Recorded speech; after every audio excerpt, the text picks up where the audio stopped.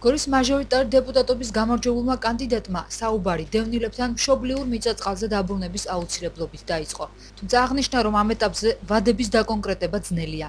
ვახტანგაშვილმა წინა საარჩევნო პერიოდი გაიხსენა და აღნიშნა, რომ კოალიციასთან შეხვედრის საშუალებას დევნილთა უმრავლესობას ნაციონალური მოძრაობის წევრები სხვადასხვა სახის მუქარისა და ზეწოლის შედეგად არ აძლევდნენ. დღეს კი გორის დემოკრატიული ჩართულობის ცენტრში ვახტანგაშვილსა და ადგილნაცვალ პირებს შორის შეხვედრა 2 საათის მანძილზე გაგრძელდა. სხვადასხვა ჩასახლებებში მაცხოვრებელმა დევნილებმა ყველა იმ საჭირბოროტო საკითხზე ისაუბრეს, რაც მათ ყოველდღიურ ყოფაცხოვრებაში აწუხებთ. ჩემი დაკმაყოფილების საკითხი დავაყენე, რომ არა ვარ დაკმაყოფილებული და უარს მეუბნებიან ჯერჯერობით. სტატუსთან დაკავშირებით? არც სტატუსი არ მაქვს, არაფერი არ მაქვს ჯერჯერობით. და კანდიდატისგან კანდიდატისგან რა დაპირება მოდის? უნდა მივაკითხოთ წელი სამინისტროს და გამგეობას.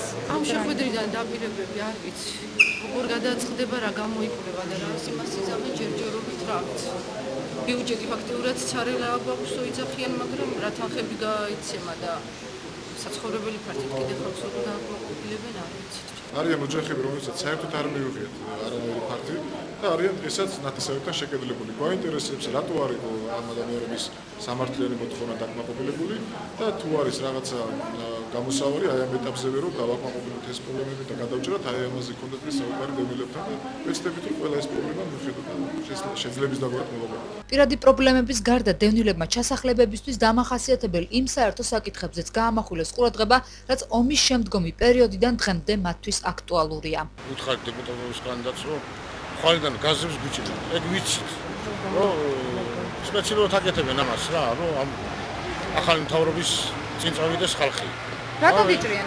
გადასახადია თუ? კი, გადასახადია. დავალიანებაა. კი, 90% გადასახადები.